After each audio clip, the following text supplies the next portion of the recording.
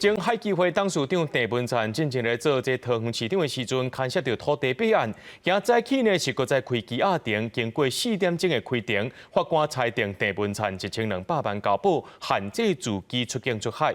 不过检方呢是咧当庭搁再提出控告，郑文灿甲这700万的保释金保到到了后，无做任何说明，就离开桃园地方法院。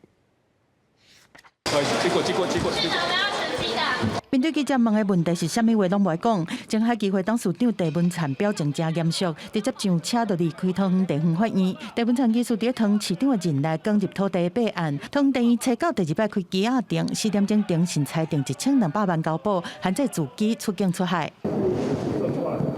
郑文灿第1摆是500万交保，这摆阁保700万，大约20分钟内钱就传出来，律师完成办保。郑文灿伫法庭强调讲，牵涉的这500万不是收乌钱，是因为欠租金，甲大叔借500万。地院法官认定无羁押的必要的理由是，即马共案的被告当地押，而且郑文灿卸任市长已经真久，羁押的原因不是袂当用其他的强制处分取代。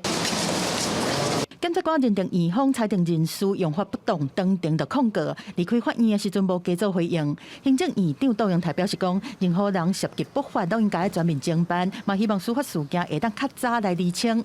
不论党派，不论何人，只要涉及不法，都应该全面的侦办。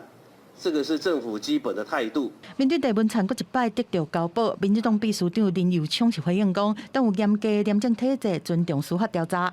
民进党有一个非常严谨的廉政体制啊，本来已经进入司法调查的一个程序，那我们尊重司法调查。郑文灿作为一个嫌疑人，在外面任何1分钟都有可能有串供的可能性。另外，洪解脱讲，郑文灿洪调查是派系的斗争，可能去冲击到历年2026的布局。林佑昌回应讲，即马阴谋论真济，唔免去插，不管什么案件，拢会照已经有的机制去处理。记者综合报道。